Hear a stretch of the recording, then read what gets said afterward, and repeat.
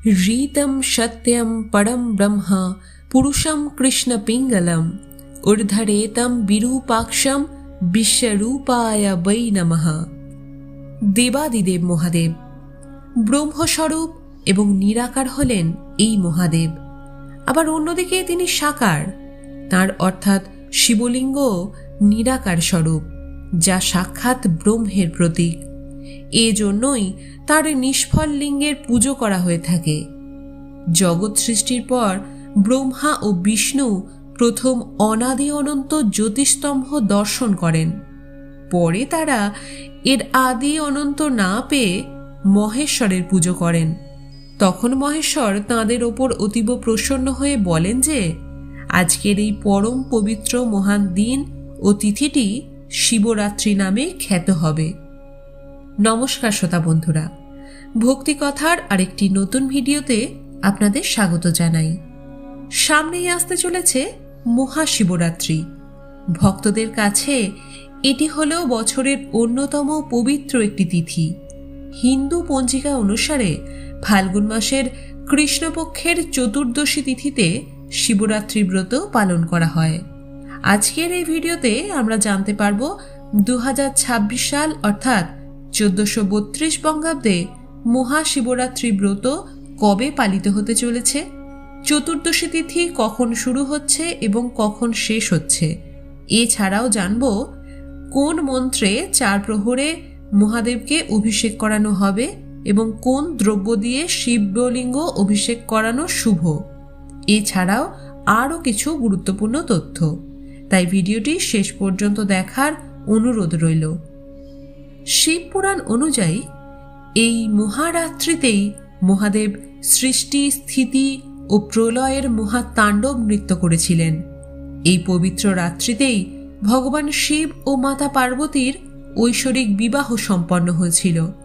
তাই আজকের অন্ধতা, অজ্ঞতা ও জীবনের নেতিবাচক শক্তিকে দূর করে আত্মিক আলোর দিকে এগিয়ে যাওয়ার জন্য এই ব্রত বিশেষ গুরুত্বপূর্ণ। এখন অনেকের মনেই প্রশ্ন আসছে, কবে পালিত হবে 2026 সালের মহাশিবরাত্রি ব্রত?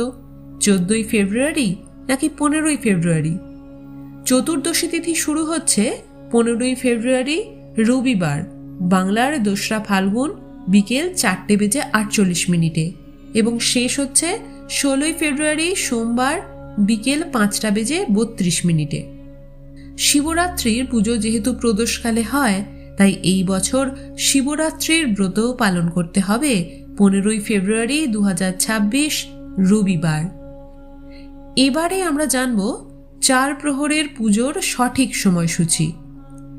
প্রথম প্রহর শুরু হচ্ছে 15ই ফেব্রুয়ারি সন্ধে 6:11 এবং থাকছে 9:23 পর্যন্ত।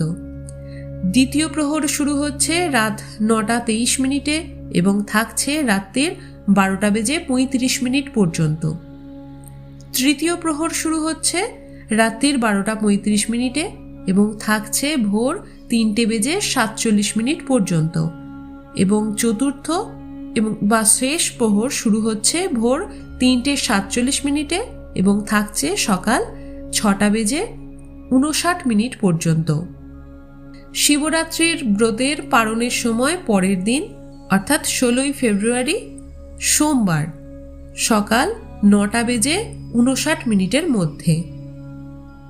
এবারে আমরা জানব মহাশিবরাত্রির 4 প্রহরে পুজো করার যে মন্ত্রগুলি আছে সেগুলি এবং পূজার দ্রব্যগুলি কি কি। প্রতি প্রহরে আলাদা আলাদা নামে মহাদেবের পুজো করা হয়ে থাকে। সারা রাত ধরে 4টি প্রহরে শিবের পুজো করা হয়। প্রথম প্রহরে মহাদেবকে পুজো করা হয় ঈশান রূপে। কাঁচা দুধ দিয়ে অভিষেক করানো হয় এই প্রহরে, কারণ দুধ হল সাত্ত্বিকতার প্রতীক। এই সময় যে কোনো একটি সাদা ফুল দিয়ে পুজো করুন। দুধ দিয়ে অভিষেকের সময় এই মন্ত্রটি উচ্চারণ করুন, ইদং স্নানিয়ং দুগ্ধং ওং হোং ঈশানায় নমঃ। এরপর দ্বিতীয় প্রহর। এই সময় মহাদেব অঘোর রূপ ধারণ করেন। এই প্রহরে দই দিয়ে অভিষেক করান, কারণ দই আমাদের জীবনে সমৃদ্ধি ও স্থিতি আনে। এই সময় নীলকণ্ঠ বা অপরাজিতা ফুল নিবেদন করা শুভ বলে মনে করা হয়। দই দিয়ে অভিষেক করার সময় এই মন্ত্রটি উচ্চারণ করুন, ইদং স্নানিয়ং দধি ওং হোং অঘরায় নমঃ। এরপর তৃতীয় প্রহর। এই প্রহরে মহাদেব বামদেব রূপে পূজিত হন। এই সময়টি শিবরাত্রির সব থেকে গুরুত্বপূর্ণ সময়। এই সময় ঘি দিয়ে অভিষেক করান। ঘি আমাদের জ্ঞান ও মোক্ষ দান করে। এই সময় আকন্দ বা ধুতুরা ফুল নিবেদন করুন। ঘি দিয়ে অভিষেকের সময় এই মন্ত্রটি উচ্চারণ করুন, ইদং স্নানিয়ং ঘৃতং ওং হোং বামদেবায় নমঃ। এরপর চতুর্থ প্রহরের পুজো। এটি শেষ প্রহরের পুজো। এই সময়টি হল শিবের সদ্যজাত রূপ, অর্থাৎ ভোরের স্নিগ্ধতা। এই সময় মধু দিয়ে অভিষেক করান। এর ফলে জীবনের মিষ্টতা ও আনন্দ ফিরে আসে। এই সময় অভিষেকের মন্ত্রটি হল, ইদং স্নানিয়ং মধু ওং সদ্যজাতায় নমঃ। বন্ধুরা, এখানে একটা কথা বলে রাখি, শিব হলেন আশুতোষ, অর্থাৎ যিনি অল্পতেই সন্তুষ্ট। তাকে সামান্য বেলপাতা ও গঙ্গাজল দিয়ে মনের সকল ভক্তি নিয়ে আরাধনা করলেই সন্তুষ্ট হন। এবারে একটি গুরুত্বপূর্ণ কথা বলি, সেটি হল শিবলিঙ্গে কখনোই তুলসী পাতা অর্পণ করবেন না, আর শঙ্খ দিয়ে শিবকে কখনোই স্নান করাবেন না, তাতে মহাদেব রুষ্ট হন। আর কেতকী জাতীয় ফুল শিবকে কখনোই নিবেদন করবেন না।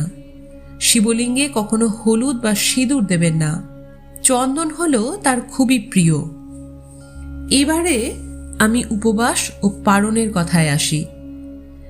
যারা উপবাস করবেন তারা আগের দিন সম্পূর্ণ নিরামিষ আহার করবেন। অনেক ভক্ত আছেন যারা কঠোরভাবে নির্জলা উপবাস রাখেন, তবে আপনি যদি তাতে অসমর্থ হন সেক্ষেত্রে ফল, দুধ, ফলের রস বা জল খেতে পারেন। এছাড়া সাবু খেতে পারেন। পরের দিন সূর্যোদয়ের পর পারণ করা আবশ্যক। পারণ না করলে ব্রত সম্পন্ন হয় না। পারণের দিন অর্থাৎ 16 ফেব্রুয়ারি সোমবার সকালে স্নান সেরে মহাদেবকে প্রণাম করে পুরোহিতকে কিছু দান করে তারপর অন্ন গ্রহণ করবেন। আপনি যেহেতু শিবরাত্রির ব্রত রাত্রে পালন করেছেন আর এই ব্রত রাতেই পালন করতে হয়, তাই পরের দিন সকালে চতুর্দশী তিথি থাকলেও পারণে কোনো বাধা নেই। সবশেষে একটা কথাই বলার, যত্র জীব তত্র শিব। ভক্তের খুব কাছের দেবতা তিনি নিরাপদ, অভয়শীল এবং সদা রক্ষাকারী। তিনি সর্বদাই কৃপাশীল। তিনি অল্পে তুষ্ট। ভক্তের মনোবাঞ্ছা সহজেই পূরণ করেন। তিনি নিজেই বলেছেন, গন্ধ, পুষ্প, প্রণাম ও মুখবাদ্যের দ্বারা তাঁর পুজো করলে তিনি পূজকের প্রতি সদা তুষ্ট হন। এই বিশেষ দিনটিতে অর্থাৎ শিবরাত্রির রাতে কেউ জ্ঞাতসারে বা অজ্ঞাতে মহাদেবের পুজো করলেই শঙ্কর ভগবান তাকে সমস্ত পাপ থেকে মুক্তি প্রদান করেন। আজকের মতো ভিডিওটি এই পর্যন্তই। ভিডিওটি থেকে আপনি যদি কিছুমাত্র সমৃদ্ধ হন তাহলে একটি লাইক করার অনুরোধ রইল।